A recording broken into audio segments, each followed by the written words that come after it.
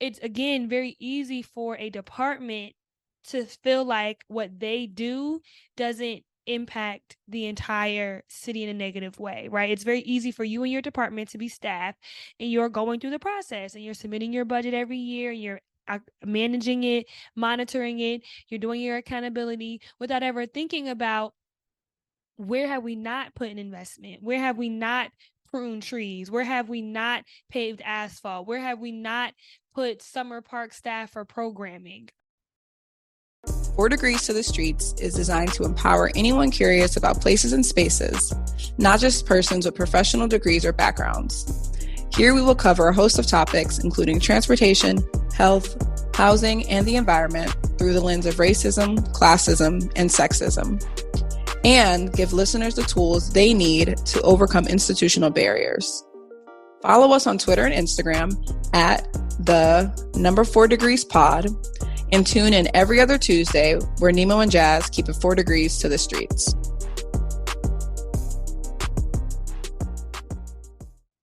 Hi, everybody. Welcome back to the 4 Degrees to the Streets podcast.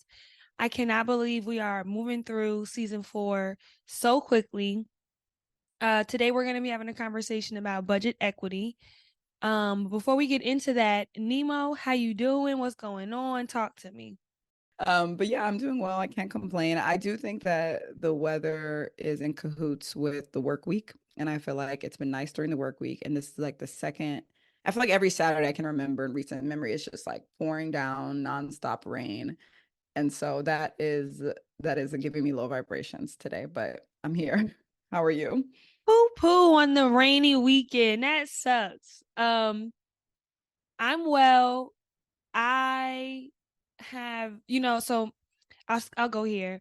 My nail lady is on vacation, and I understand everybody deserves rest, but girl, warn somebody. Like, the last time I came, you should let me know, because I definitely had to do my nails today. And Do you schedule in advance? Does she advance have for that set me up? is like Wednesday. I want to come on Saturday. Oh, okay. Mm. I'm not really, like, there was like an older Black lady in the nail salon today. She's like, I'm coming on March 30th, Saturday at 2:00. I'm like, yeah, no, I don't know. Because if it looks fine, I'm not gonna go. Like, if it looks good, I don't need to go. So she'll be back on the 28th, and I will be there prom, because I'm taking this out. This does That's not a look long great. vacation though. I think But yeah, I'm somewhere between you and the older Black lady. I usually would book like a week or two in advance, but because Chloe be booking up, so she's usually there. I know she doesn't work on Thursdays. I'm pretty sure she probably went to Vietnam, which is like where she's from. If she's taking that long of a vacation, I'm pretty sure she went back home. So, but good for her getting her vacation. I hope I can get a month vacation also. So, right. But I'm just gonna share this before we get into the episode, just because I'm in a talkative mood. I'm reading The Power Broker, which Read Across America Day and week just kind of ended. Also, happy Women's History Month. We're in March. And in my apartment, I have a New York City subway map on my wall, just because LA doesn't have any transit. So I'd like to remember what transit looked like.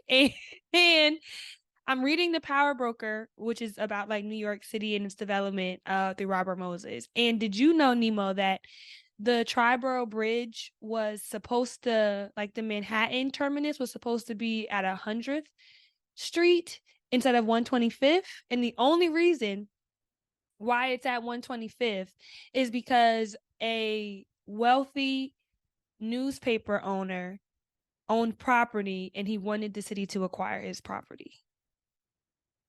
No, I didn't know that, but I'm not in the slightest bit surprised, and I still, till this day, if it's not much has changed really in terms of decision making and who gets the power to determine where things go, why things are the way they go, why things are the way they are. A lot of projects are developed in vacuums, and even when it gets to the point of any input, a team already designed it that the engineers were in the room, and maybe that was about it.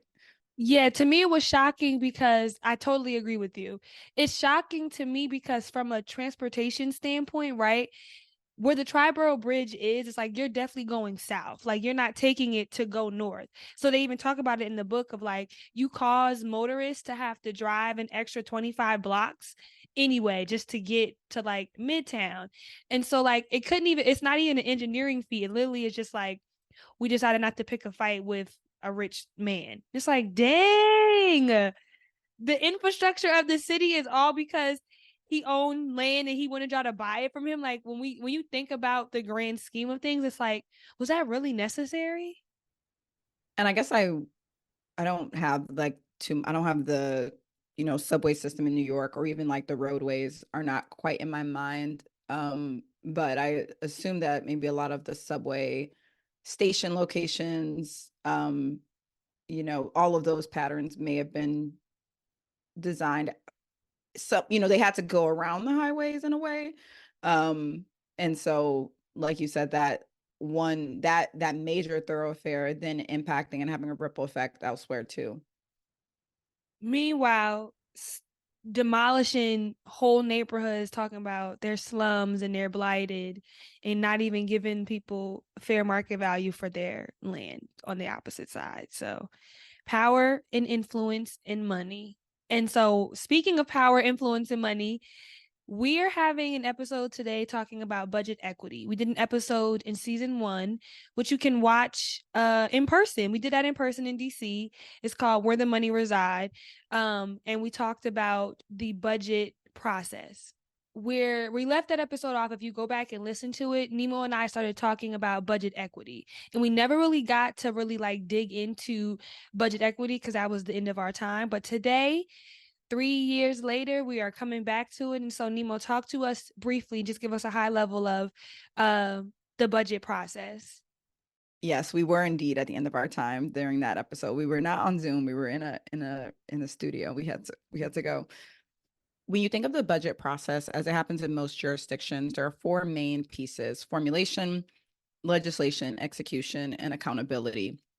So the beginning stage usually happens a few months before the jurisdiction's fiscal year calendar starts. So if your fiscal year calendar starts in January, for instance, you will likely be completing your budget formulation at least 6 months in advance. But the process to get to that portion of 6 months in advance usually starts about 3 to 4 months before that. So the budget is constantly in a cycle where you're in your current fiscal year, as well as planning for the next fiscal year, while also closing out the previous fiscal year. So all of those cycles happen concurrently, and keep the accounting and administrative staff in the governments very busy. So in that formulation stage, that is where city departments come together to determine their needs based on the previous year, any changes in priorities, determining their revenue projections, and then looking out into the future at their operating and capital budget. And so for the operating budget, you think about things as personnel, salaries, and then also the non-personnel aspects being any sort of contractual budget line items, or supplies, materials, equipment, and that sort of thing. And so once you pass that formulation stage and the city determines a budget that is suitable for their needs, it often gets to the legislation stage. And that is where it could be, city council, depending on the government structure. That is also where public hearings are conducted. And that's often the town's first opportunity to look at the budget and comment on it. In certain jurisdictions, they do a more participatory budgeting process.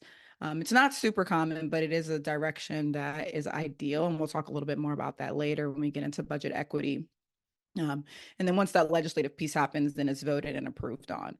And then, as I mentioned, the cycle is continuing. So once that budget is passed, it goes to the execution stage. So monitoring the budget, allocating those resources into the specific department line items, doing any reprogrammings if changes happened after the budget was passed, if there's any need for additional resources that was not originally approved, emergency funds, contingency cash, all of those things happen in the execution stage. And then their regular reporting that's required as well. And so as the budget cycle is continuing, there's also an annual responsibility for accountability. And that is called the well, I think it used to be called the CAFR. Some jurisdictions change it, but the CAFR stood for Comprehensive Annual Financial Report, and some jurisdictions have changed it to just be Annual Financial Report, which I can understand because CAFR is a harsh acronym.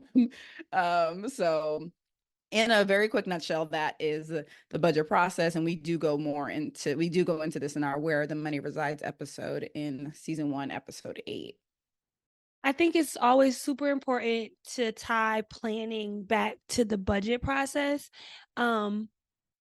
because planning is, yes, the formulation of plans for the future of the city, but rarely in those plans are costs incorporated, right? You might develop a bike and pedestrian safety plan, and it might say on Main Street, we need to add in protected bike lanes, a raised kind of median, some pedestrian scale lighting, and some hard medians. We need to plant more trees. And like we explain why all of that would help improve the problem of pedestrian fatalities or hit and runs or speeding or whatever. The two elements that shape like where the money is going to come from the budget and the capital improvements plan portion of the master plan or the regional plan for that area. And so planners and regular citizens of a town should really have a good understanding of how that budget is processed and how it's formulated and created, because it shapes what is going to be built in the neighborhood and how things are going to operate. Yeah, so when you think about budget equity, another way to think of it is budgeting for equity, or using a tool to budget for equity. And a lot of what we'll describe in how a budget equity tool works and how cities have used it, a lot of it can be applied to policy changes that can be assigned to best practices. It can be assigned to programs. It can be applied to standard operating procedures within your department. And the real core of what it's used for is to develop strategies and also be actionable when it comes to reducing racial inequities, and improving outcomes for all groups. And there are many definitions of equity, but I think it's always important to repeat a definition just to have a starting place, and a definition that we used, when we talked about this in our episode during season 1. We like to be consistent. So I will use that same definition from PolicyLink, their equity manifesto. And they define equity as a just and fair inclusion into a society in which all can participate, prosper, and reach their full potential. Equity and equality are different. Equality is giving everybody the same thing. And I believe equity is allocating resources based on need, because everyone has different circumstances. And why do people have different circumstances? Because there have been historical, social, political factors that impact people's opportunities and their experiences and their present day experiences. And so thinking about that for budget equity, it is often produced as a set of questions. And in that set of questions, it requires divisions, departments, cities, depending on the level, to ask themselves how their budgets may benefit or burden communities based on race, income, and ability. And a lot of what we've seen in equity, especially coming out of 2020, and certain investments made for equity, was racial equity. And racial equity should not be confused with leaving out other groups or other identifiers. So racial equity leads with race, because race statistically can tell a lot about the opportunities that someone may have been, the opportunities and the lack thereof. I'll keep it simple and say that. And a lot of that can be determined on race, but it does still consider an intersectional approach, in that shows up in income, it shows up in age, it shows up in gender, it shows up in physical ability as well. So once you have that equity framework to start with, then you can identify the programs and services that are either, again, as I said, benefiting certain groups or burdening certain groups, and then looking at those programs to close those gaps. A budget equity tool also focuses significantly on data and evidence. As I mentioned, looking at race as to move statistical and use that as a benchmark and use that as a measurable evidence of, is certain programs we're doing making things worse, or are they making things better? And it also encourages significant community input, as I mentioned, with doing participatory budgeting, allowing residents to say what is needed first before the budget is even finalized, and making them, and getting, when you think about the participation continuum, which we have an episode about this. The name is blanking on terms of community participation and what community engagement looks like. How to make community engagement work for you. Yes, that is the episode. And so when you think about that continuum, there's, starting at input, and then being able to move along that process to ownership. And I think budget equity works best when communities get to have an ownership role in the budget. It should be used as early as possible, so it happens in that formulation stage. And then if you're using it for a policy or a program, the earlier the better. And then it can also happen year round for reprogrammings, capital requests, doing grant making, and then looking at how to use federal funds. And when thinking about federal funds, I think about transportation, for instance, that receive large pots to do certain surface improvements, be that streets, sidewalks. It's one thing to just receive those funds and use it, but how can those funds be applied with an equity lens to determine who can benefit most from it? Again, looking at the equity definition and allocating resources based on need. I'll just add, because I think you covered that excellently, that the racial component of equity, particularly when thinking about about the budget in a local jurisdiction, is also useful because neighborhoods are segregated by race. And you pick a city, you can visibly identify the neighborhoods in which the white population lives, and the Black population, and the Asian population. Like, it's visible. And it's well mapped and well documented across the jurisdiction. And so I think that's another element from a practical standpoint, that, for example, women is also another identifier. Well, women are spread out across the city in all forms, and so it's not easily separated by Ward 1 or District 7 or neighborhood number 17 or something like that, whereas race and income to that degree is more visible on like a map, if that makes sense. Yeah, and I feel like that's why data and equity and using tools, it's so complex, and it's so intertwined, because we'll talk about some of the cities that have put in action items or do implement certain performance measures. That means at the start of whatever initiative they're doing, there's likely going to be more data that they need to collect. And I think as a collection of cities that are doing equity work, it's still in progress what data best practices when it comes to equity look like, because simply just asking people everywhere they turn their race and their age and whatever you want to ask isn't always the best way. It should be done meaningfully. It should be done intentionally.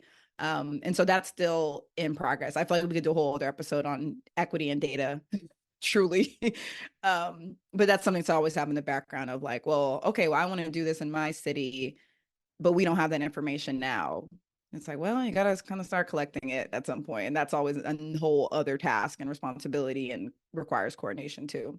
So in getting to the cities, we're going to highlight Dallas in Texas, Seattle in Washington, Nashville in Tennessee, Tacoma also in Washington, Portland in Oregon. Come on, geography. And New York in New York City in New York State. Rare do I ever talk about New York State. If I say New York, I promise you I don't mean Westchester. Like, I mean New York City. So let's start with Dallas. And I will say that it is interesting to see how I was very happy with Dallas's budget equity tool, because Texas doesn't scream equity to me just off the pages. So very happy to see this in Dallas. Off the pages, off the street, off the side, like. Very happy to see this in Dallas. Go Dallas. So they have a racial equity plan which guides each of their departments. So take planning, take give me some city departments. Take parks and recreation, buildings, public works. Libraries. Yep, something simple like a library. Excellent. On how to implement equity into their plan. So like Nemo talked about, it kind of starts at the budget process, starts at the departmental level, with each department coming up with their necessary line items for their operations and capital for the year. The Office of Equity and Inclusion for the city of Dallas is the one who kind of created the plan. And the plan starts with, like Nemo mentioned, some very heavy equity indicators, which was a report that they had done. They had done a deep dive into their data early in 2019, and it identified 60 indicators that are measurable outcomes that can be compared across racial, ethnic, and socioeconomic lines. Some of them that fall under like the Department of Health, for example, would be smoking, physical activity, childhood food security. Some of them that fell under public safety would have been like violent crime, domestic violence, traffic stops. For these metrics, the city of Dallas then gave themselves an equity rating, which tells them under that metric where they have the most or least disparity along racial lines. And so the plan then has a bunch of goals: environmental justice, economic and workforce community development, housing, infrastructure, and public safety and wellness. Each goal, right? So the environmental justice goal is then tied to measurable equity indicators. And then each of those goals are also tied to action targets that the department for which that falls under their purview, that's a hard way for me to say, their purview, would try to accomplish. And then it gives them progress measures which say, okay, within a 3 to 5 or 10-year time frame, how will you be able to address this disparity based on that equity measure? And so just to give a high level example, one of the goals is housing. And so one of the equity indicators that was identified under housing was home ownership, which was measured as a ratio between the percentage of Black and white Dallas residents that own their own home. The target there was for the city, from their housing and community development office and their planning office, to deploy anti-displacement strategies in transitioning, gentrifying neighborhoods, to address longstanding inequities and ensure that zoning is inclusive of historically disadvantaged communities. And so the department responsible for this was the Department of Planning and Urban Design and the Department of Housing and Community Development. And they were to work on making a mixed-use land kind of neighborhood plan that addressed all of these issues. And so trying to adjust their zoning to be more incorporative of different home styles. Instead of having a requirement for single family detached, maybe having some single family attached mixed in with some small scale apartments and some neighborhood size scale apartments. And so that's just an example of how they help the departments think about the different tasks that your department is tasked with, right? The Department of Planning tasked with zoning, thinking about how that task can be implemented through an equity lens. And then just numbers. They have a 2022 to 2023 fiscal year budget. It included 23 initiatives for equity. That was about $20 million. And when you open up their budget, it has like a little icon of like 3 little people, which lets you know like this budget item, whether it's for like a salary of a person or a capital expense, is allocated towards in quote unquote equity indicator. And so I thought it was very well connected in the sense that like if you read the budget, you can see what they are. They also have a website with like a tracker for each department. So I thought it was pretty comprehensive.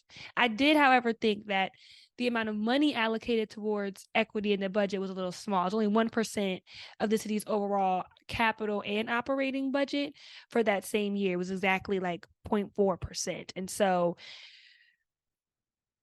I like the data effort. I like the planning effort. It could have a little more money behind it, but we'll see what happens. Yeah, I would agree with you. I think Dallas did a really good job in connecting their data, leading with data, essentially saying this is why we're doing this and this is how it connects to the larger goal. I can imagine that also made it helpful for, each department to get behind it and understand why they need to do it. I don't know if I saw this, but I think one thing that I would have liked to see on their main dashboard is like the resources spent to date. I know that's a lot of work, but I think to see that would be helpful too, because if something's in progress, it's like, okay, well, has anything been spent or is it stuck somewhere? And if it's stuck somewhere, is it a theme throughout the investments of where it's getting stuck and what's required? And yeah, I think, $2 million to make this sort of for this specific example to make a significant footprint is hard. And also, I know they also split it up by their short-term investments and their long-term investments. And so I think that might be another piece too that could help. And I think the dashboard starts with the short-term investments. So if you don't keep scrolling, you could really miss the long-term investments too. And then, yeah, I think adding the resources spent to date would help with that accountability piece, which is a core piece of a lot of the budget equity tools. And speaking of core piece, I will get into Seattle as an example. We also mentioned them very briefly in our last episode. I'm not biased by growing up 30 minutes south of Seattle, but Seattle is the OG when it comes to racial equity tools and racial equity planning. And I think it's so awesome that they started and have paved the way for a lot of cities to create a great model. And so they launched their initial racial equity tool that is applied to policies, programs, and as well as budget. They initially, I don't know if they initially applied it to budget and then determined that that would only be like a drop in the bucket. So then they required, I think they required at least each department initially to apply the tool to a minimum of 4 projects to be able to expand it to not just budget, but looking at multiple areas. Um, and then I think another thing to know about Seattle is it follows the format of it being a set of questions that you ask yourself as a department. And Wait, I don't know if I mentioned this. Yes, the tool was originally launched in 2012, and then they did a slight revision in January of this year, so January 2024. So they set outcomes from the beginning, and the outcome is really important. It really guides the rest of the tool development by being able to connect our specific opportunity areas. So one of the opportunity areas, for instance, is jobs. And so looking at an outcome being the result that you want to achieve through your actions. The outcome for an example outcome for a job opportunity area was to decrease racial disparities in the unemployment rate. Again, thinking about 2 things that are very specific to tracking, looking at race and looking at unemployment rates, and then everything that happens in between to significantly reduce that. And then the next phase is, determining the benefits, the burdens, opportunities to minimize harm. That's where the strategy piece comes in. Doing evaluation, raising awareness, and then reporting back, which gets to that accountability piece. It's one thing to just do the tool, publish it, make it available, but what happens, at the end of that process or, 2 to 3 to 4 or 5 years later. Seattle may be an OG in the budget process. It's a gloomy little place, Nemo. It's when I was there, I saw when I was in the public market, I saw like a apron for sale and it said Seattle, America's wet dream. And I was like, that is accurate. Cause Oh, it wow. wasn't exactly raining, but it wasn't exactly dry outside either, if that makes sense. Yeah, it's always a bit moist. But I do like Seattle's because I think that incorporating into the programs and the policies of the department is a very important level, and it kind of goes outside of like the office of budget into more how do we make the city a more equitable place, if that makes sense. The next one we'll get into is Nashville, and I will admit Nashville's left me a bit confused. Essentially, it's a questionnaire. It's called the Budget Equity Tool or the BET. And it has three kind of points to adopt an equity lens, to be data driven, and to promote assessment and accountability. Within each of those lenses, there's about 2 to 3 questions that I'm assuming the department head is supposed to answer and submit with their proposed budget. So just an example, some of the questions were, in what ways will your department use the budgeting process to advance equity? What persistent gaps or limitations in your overall budget could inhibit your department's ability to advance racial and economic equity? Another question will be, how will your department use targeted data to help inform recruitment, retention, and promotion efforts for staff of color, including executive, supervisory, and entry-level staff? And I think those are just some examples of the questions. I think those are all great questions, but what was unclear to me is, how are the responses to the questionnaire that's submitted with the department level budget used to evaluate the budget process? Yeah, and that might be the part, depending on if they publish this or not, how they do that incorporation into the budget process. I know some jurisdictions, they make it really clear to the public, us going in to determine.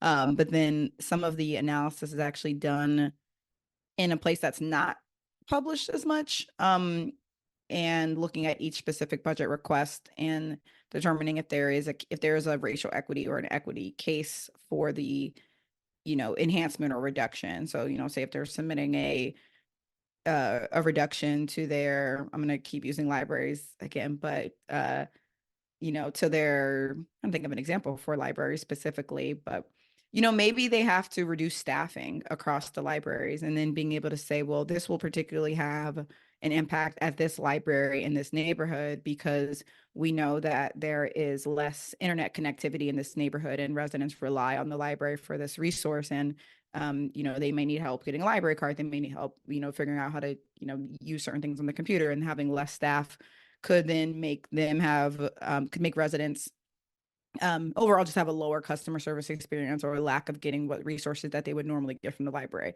just as a super broad example. And so then that case could be connected to an argument to either reject that reduction because it will have harm. And so I would hope, that is a process being done, but sometimes it may not be documented as publicly, or if they don't publish a report afterwards to determine. And similarly, we use another example from Washington State, Tacoma, which is the third largest state in Washington State. They have a little over 200,000 people, so just south of Seattle, about 45 minutes. And about 40% of their population identify as residents of color.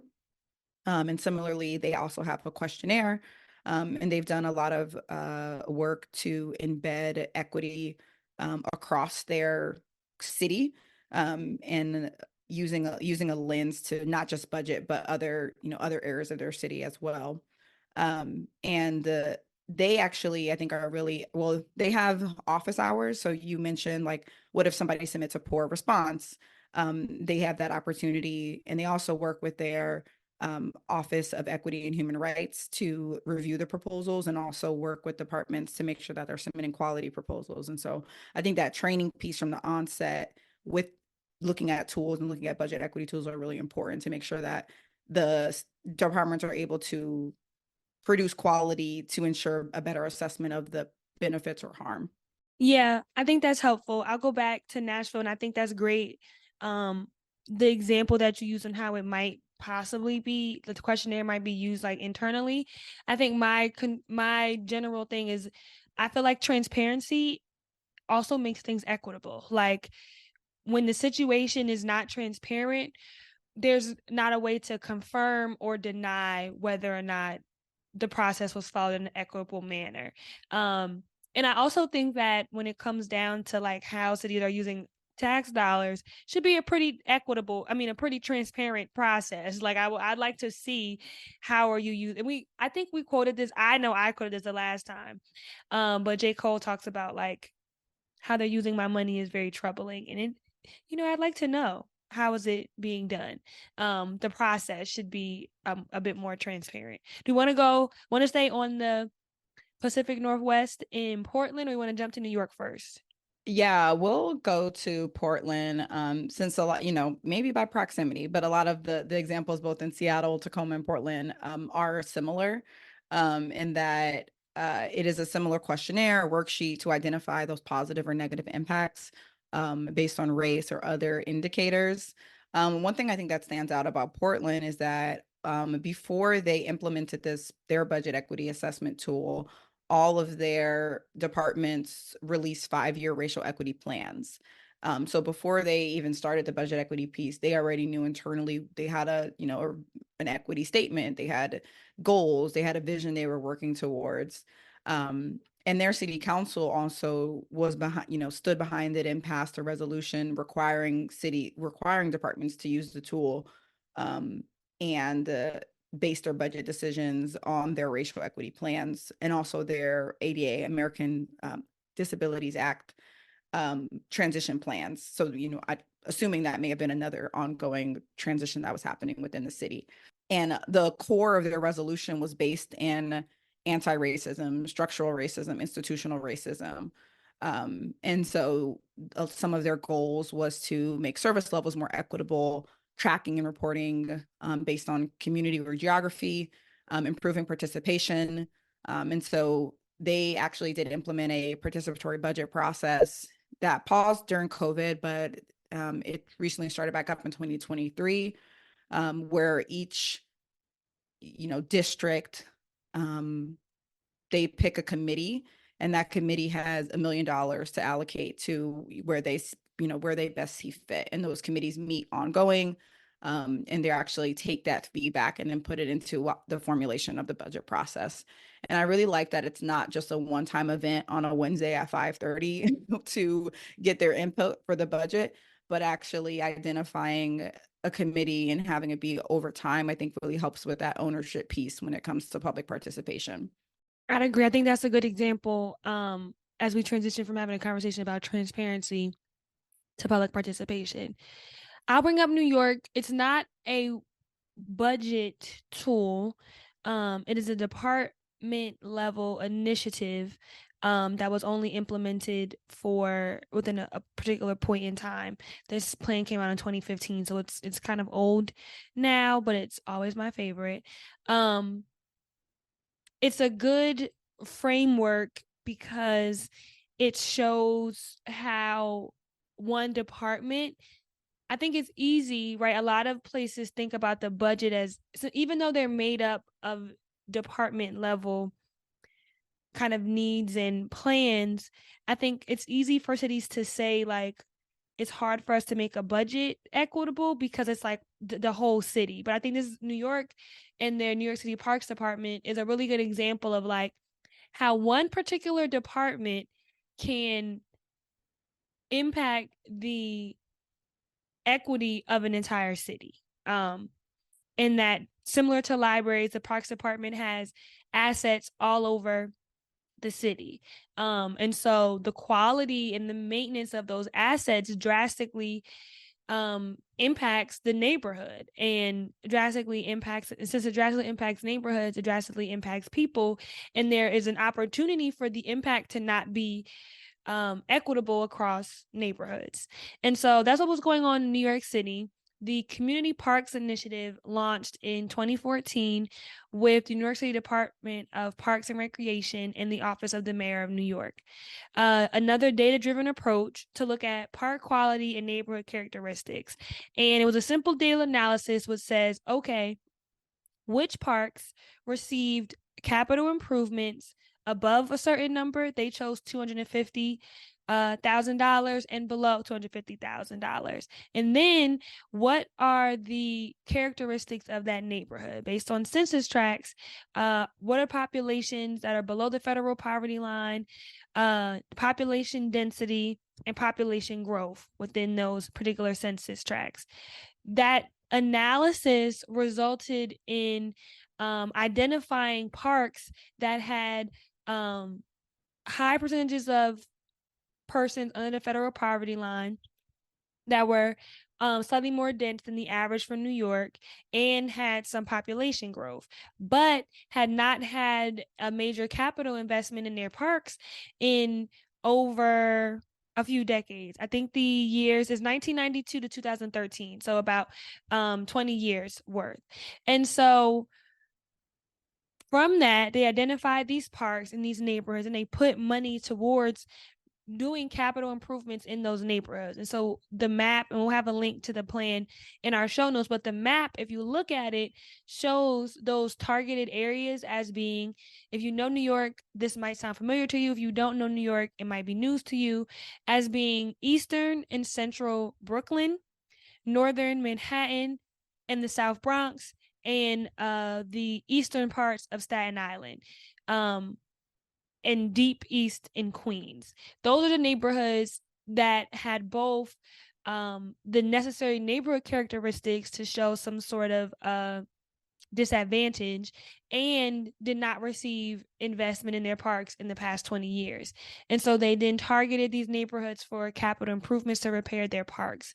And I always liked this plan, one, because it was created by Mitchell Silver, who's a Black planner and used to be the president of the APA. And so he is like very thorough. It's great to see him be able to put in some of his planning knowledge into a city, but also because it's, again, very easy for a department to feel like what they do doesn't impact the entire city in a negative way, right? It's very easy for you and your department to be staff and you're going through the process and you're submitting your budget every year and you're managing it, monitoring it, you're doing your accountability without ever thinking about where have we not put an investment? Where have we not pruned trees? Where have we not paved asphalt? Where have we not put summer park staff for programming?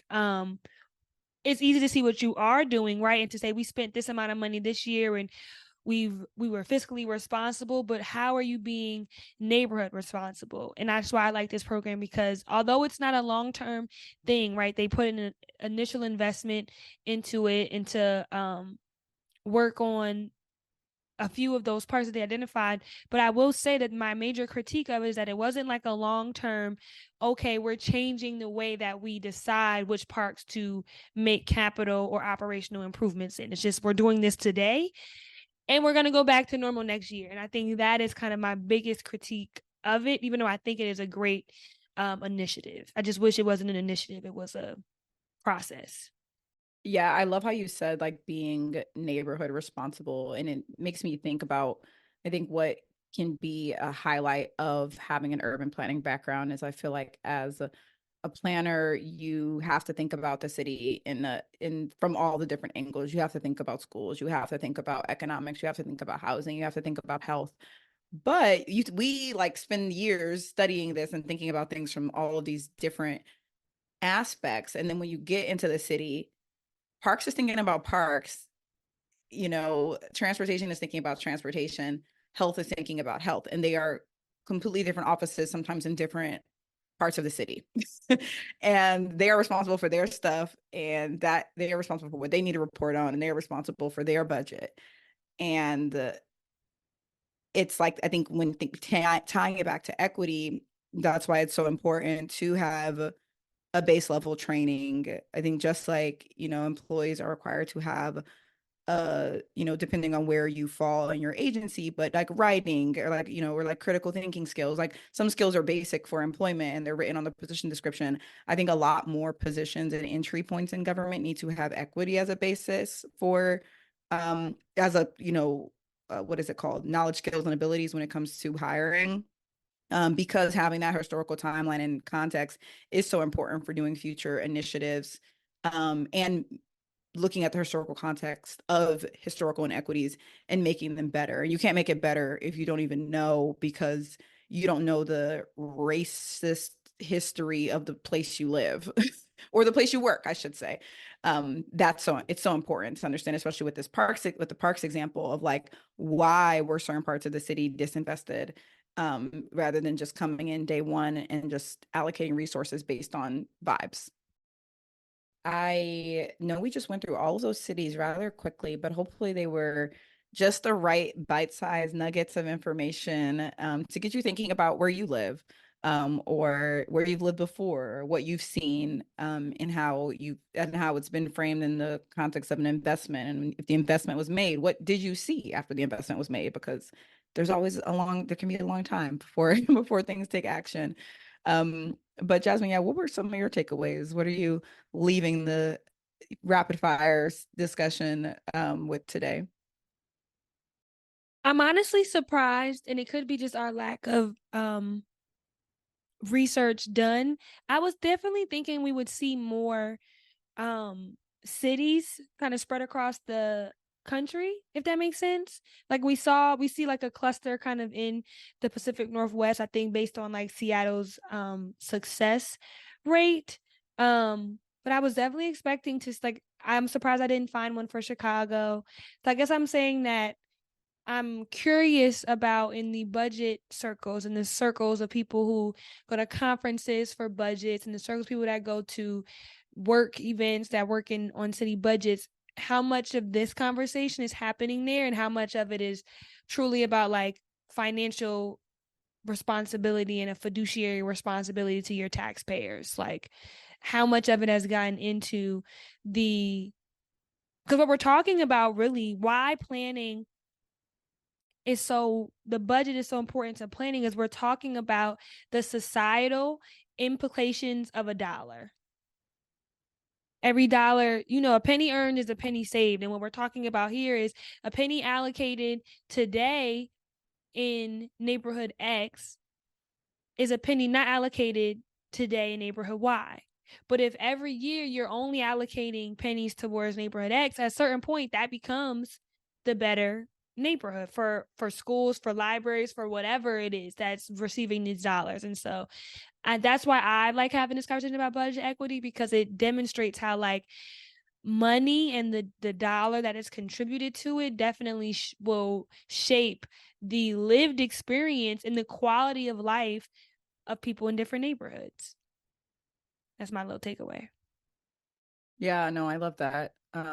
I don't love it. I don't love the disproportionate distribution of resources, but I love the example of what you can see happen long term. And yeah, I think your point makes me think about a lot of the budget equity tools come out of the equity departments in a city, if they have one, or come out of a human rights equity department. But I think something I want to leave with this conversation is that it can start small. It can start just from your team. As I mentioned with budget formulation, you may be one division in your department. You can take these questionnaires, you can take these examples from other cities and apply it to your work. And it only fares better when decisions are made because it forces you to do some research. It forces you to have a data-driven approach. It forces you to use evidence to say, this is why we need this. This is why we need it more.